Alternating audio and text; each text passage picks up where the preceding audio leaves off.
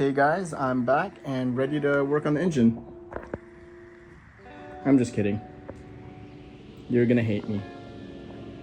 So I promise I was actually really ready to go ahead and get this rebuilt again. I was pretty much ready to work on this, but of course I get distracted by some wheels. And as you can see, these are Honda wheels, more specifically Honda Accord wheels. I'm not exactly sure exactly what year. I think maybe like late 90s, early 2000s. And I got them for pretty much next to nothing, and I kind of want to play around with them. So I'm gonna take you on a journey to see how I can get them to fit. So now you might be wondering, why do I only have 2 rims? Am I planning on putting them in only the rears? Nope.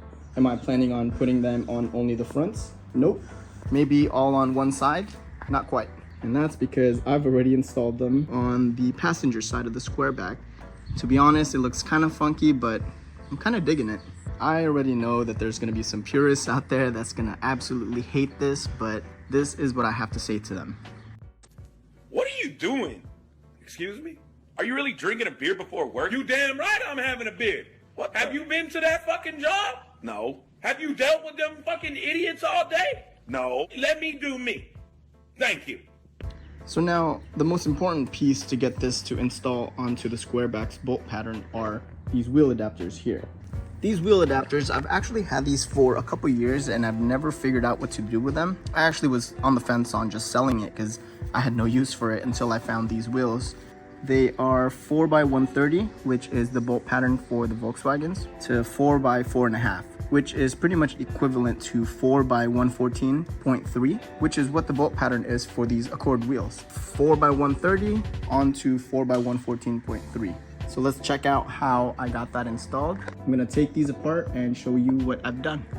Before I take that apart, I wanna show you what I was looking at before. Here on the stock wheels, and right behind where the hubcap usually sits, there are some stamps on here you can see. And here, honestly, I thought these wheels were 15 by 5.5, but they are actually 15 by 4.5. So that kind of threw off my calculations a little bit. And also based on the Samba forums, they were saying these are probably stamped either with a 46 offset or like 34 or 41 or something. I have no idea.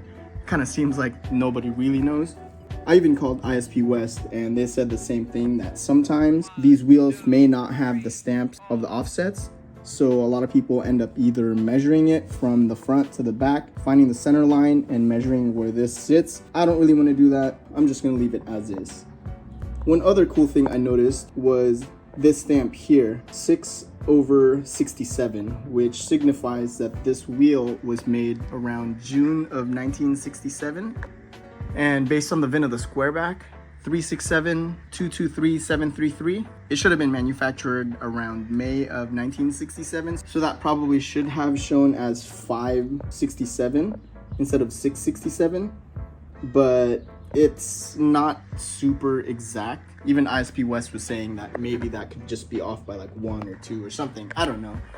My guess is these are the true factory wheels that came off of this car, and it was just never taken off, so I still have the stock wheels. I guess the best thing I could do to really find that out is to get the birth certificate from Germany, and it'll actually tell me the manufacture date of the Squareback, but maybe I'll do that in the future, just not right now. I kind of have my hands full. With all these calculations now being wrong, I guess my measurement on it was also wrong, but it still kind of fits. See, that sticks out a little bit, and my tire is gonna tuck right into the fender. Also, I have it on a block, so with a swing axle, this will ultimately end up having more negative camber, thus tucking the tire a little bit better. Up here in the front looks pretty good. Actually, it tucks in pretty well, so now I have to play around with my tire sizes. Now here's the rear lifted up off the ground. Plenty of space in there. If you look here, there's a lot of space. I don't see there being an issue getting this to run properly. And same thing with the front. Plenty of room in here. Back here too, we're good. And also, when I turn this, I'm not gonna do it now because the other wheel is still on the ground, but I'm pretty sure it should be all right. Okay, here's everything taken apart. Let's take a look at the specs for this one. You can see the Honda stamp right over here. And this is the wheel spec for these Accord wheels. These are 15 by 6, offset plus 55. A couple of things I needed to put on here to make this even work, at least for the rear. The front was a little bit easier. For the rear, I was having issues because of this retaining screw here to hold this drum. I actually even upgraded this one to a smaller one because this is the stock one that came on it. You can see here I used a chisel to remove this because this was pretty much seized in there. Now the issue I was having with these is that with this adapter, I couldn't simply just put this down right here because it's not gonna sit flush. What I thought about was maybe drilling a hole back here so that this can sit in the hole. The location of this sits right here where the stud is, and I don't want to drill into this. So my solution for that was to get a slip-on spacer. Now, if I had used the stock one here, you can see the thickness of this bottom to this is pretty fat. I thought about getting this 5mm spacer just like that, so I can slip it on here and it will sit flush here. This is 5mm, but I was lucky enough to find a smaller one, and instead of the 5mm spacer, I used a 3mm spacer. For me to bolt this in like that, I actually had to shave off a little bit here and there so that it fits just like that here and there, and then it will still allow me to put the lug bolts on all four here. So now that this sits pretty flush here and down here, I can then sandwich this 3mm using the adapter here. This adapter is exactly 1 inch thick, which equates to about 25.4mm, plus the 3, so that makes it 28.4. Since the offset of this wheel is 55, that makes this 55 minus 3 minus 25.4 equals to about, I think, 24.6, something like that, or 26.6. I don't know. I'll do the math later and put it up on the screen. Basically, it should fit. I already know because I've already tested it. I guess I got lucky. But the things to note is that OEM wheels typically have a much higher offset, meaning they stick in closer to the transmission rather than outside of the car. And because I have such a high offset here, it allows me to play around with different sizes of these spacers. Now, if you were to find a wheel that was very low offset, meaning it's already sticking further out, you have no room to really play around with adapters or spacers or whatever. So if you're looking for aftermarket wheels or something, and you want to look for ways to adapt it onto this hub without actually changing the hub and drum, then look for a wheel that has a very high offset so you can play around with it. The other thing I needed to order was a new lug stud. This factory one here is really only about an inch, actually less than an inch. I think from here to here is only about 3/4 of an inch, whereas this one here to here is about 1.25 inches, inch and a half maybe. Basically, the short one here was way too short for me to even bolt on the adapter, even by itself. So you can see this here, that's all the thread it has.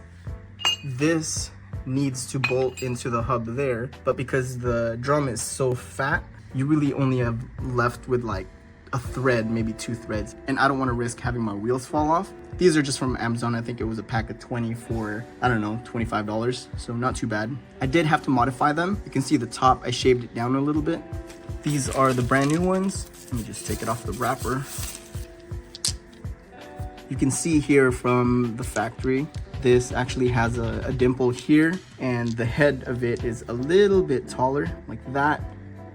But the reason why I shaved off part of the top is so that when this gets installed, it sits flush with the top of the spacer here.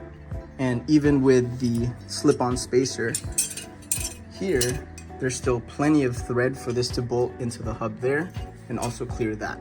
So that's what I had to do to get this to fit, and I'm gonna throw this back on and show you how that's done. This one was kind of tricky because of the way this sits. You have to look for the orientation in which this is gonna seat the best, which I think is gonna be like that. And see how this right here and here is where I chopped off part of the slip-on spacer, and these will fit perfectly flush, or not really flush, but it will fit into the stock location there. I have to hold the slip-on spacer while I put on the adapter here.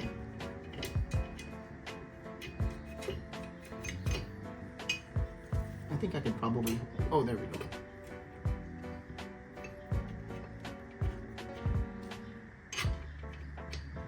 Oh, and this is the wrong one.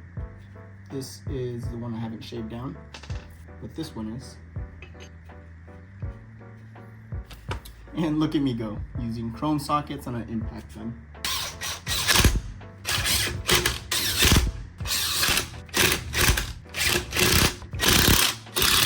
There we have it. That's installed. Slip-on spacer is nice and flush in the back. Let's just spin it just to double check. Yep, we look okay. So now put that wheel right back on here. Now the good thing about this is that now I have lug studs, and instead of using this to go into the hub, I can actually rest the wheel on here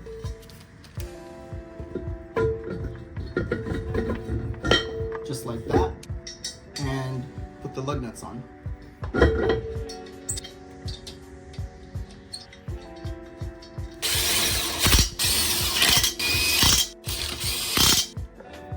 Seems to be spinning pretty freely. I'm pretty sure it's gonna fit even with the tire. So let's hop on over to the front and show you how that works. And the fronts are, to be honest, a whole lot easier than the rear. I mean, the rear actually wasn't even too hard. The front is just really easy. And the reason being is because we have disc brakes up front, which means we don't have those retaining bolts here. So because we don't have those retaining bolts, I'm not gonna need that slip-on spacer. And without the slip-on spacer, I can just slip this right in, just like that. But it's actually not as easy as I thought it was gonna be.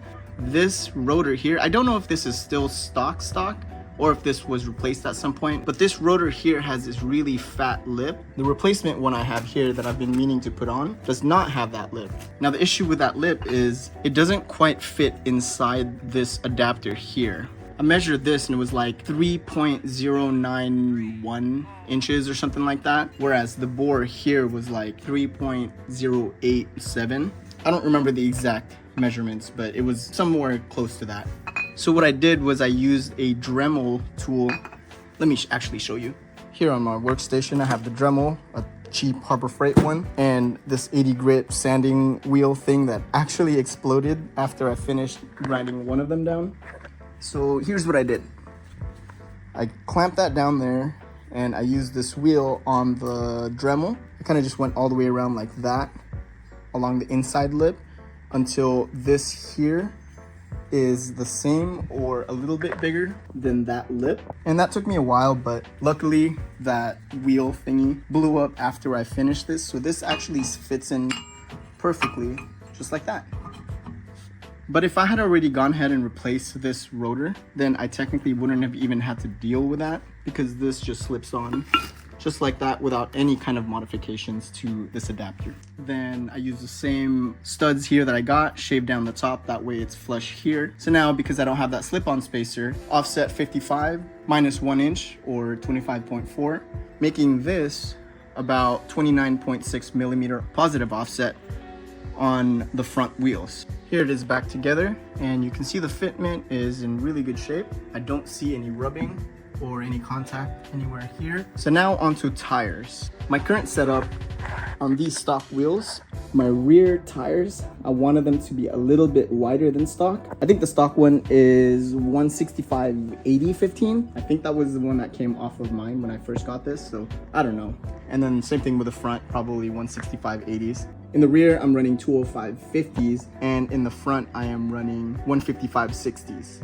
I initially wanted to put these tires onto these wheels, but given the different offset, I may want to go with a little bit skinnier tires, but the same height. So let me show you how I figured out what tires to use for these. Okay, as far as tire fitment goes, I always go to willtheyfit.com. This is a website I've been using for the past, I don't know, 10 years for all my projects. And it gives you a really good indication on what fits and what doesn't, tire size comparisons. And let me show you how this is used. So this is gonna be my setup for the rear. Existing setup is 205/50/15. and apparently the wheel's 4.5. I thought it was 5.5. And offset, I'm just gonna assume it's a 46 since it looks like it was stock. Now the new wheel setup, I'm maybe wanting to go with a 185 because like I said, I wanted it to be a little bit skinnier but the same height. So I'm doing 185, 55, 15. I do know that the width is 6 and the offset is 26.4, but I can't do decimals, so I'm just gonna leave it at 26. So calculate, and this is what you see here. So the green one is the new wheel and the orange one is the stock wheel. Let me actually just separate these so you can kind of just a random offset here so you see the difference. Here we go. So you see that green one shifted over and the orange one is the stock one. So I'm gonna put this back to 26. Okay, you can see the tire on the orange wheel. You can see it kind of have like that trapezoid shape here and down at the bottom compared to the tire on the green wheel, which is the 185. It pretty much just goes straight up and then back down just like that. So it's the same height or very similar. You can see here the diameter of the old one is 586. Diameter of the new one is 584. So it actually is a little bit smaller, but it's skinnier. And there's a bunch of other information on here too, like the poke, inset, speed error, all of that. The reading at 30 miles per hour, 60 miles per hour, ride height gain. So it shows here that I'm actually gonna sit 0.75 millimeters lower with the new tire, this one here, compared to that one. So that's how I figured that out. So now let's check out the front. The front, currently I'm running 155, 60, 15 on a 4.5, 46 offset. And I want to go to a 145, 60, 15. And the offset on this one is 29.4. Again, I can't do decimals, so calculate that. And this is what I'm seeing for the fronts. You can see here the front does look a little bit smaller than the old size. I'm gonna drop about 6 millimeters. The diameter of the old one's 567 and the new one's 555. And you can definitely see how much skinnier the 145/60 is compared to the old 155/60. And they're roughly around the same height. So that is how I figured out what size tire I wanna go with. Okay, everything is back down on the ground. The wheels are sitting on some blocks that I have, so that way the wheel's not sitting on the ground. So here in the back, let's actually compare it to the other side. On the driver's side, this is the 205/50, and you can see how much room I have here, even with that fat tire. Now on the passenger side, instead of going the 205, by going to the 185, it should sit a little bit skinnier and ultimately have a lot more room in there for me to run that size tire. And up here in the front, you can see the other side here, which is the 155/60 with so much room to play with. And now with a wider wheel, with a skinnier tire, it should be able to tuck in there a lot better. And I'm hoping I'm still gonna have enough room for me to do a full turn. If it does rub, there's a few things I guess I technically could do. One, I could raise the car, don't wanna do that. Two, I could roll the lips here on the fender. I also don't wanna do that. And three, find another size tire, which I possibly could do, but for now I'm hoping that 145/60 will fit. So now I'm gonna be hunting for some tires. Again, I know this isn't gonna be the cup of tea for so many people, but it looks all right to me. And maybe when I get new tires, I will show you the new fitment of that, but I'm obviously not gonna keep this Honda on here. I'm gonna try to see if I can find somebody to create a sticker for me that says Volkswagen. I'll put up on the screen what I think I want, but who knows, maybe it'll change. Just gonna leave this as is. The Squareback hasn't even been running, so it's just gonna sit on blocks for now. Thanks a lot, you guys.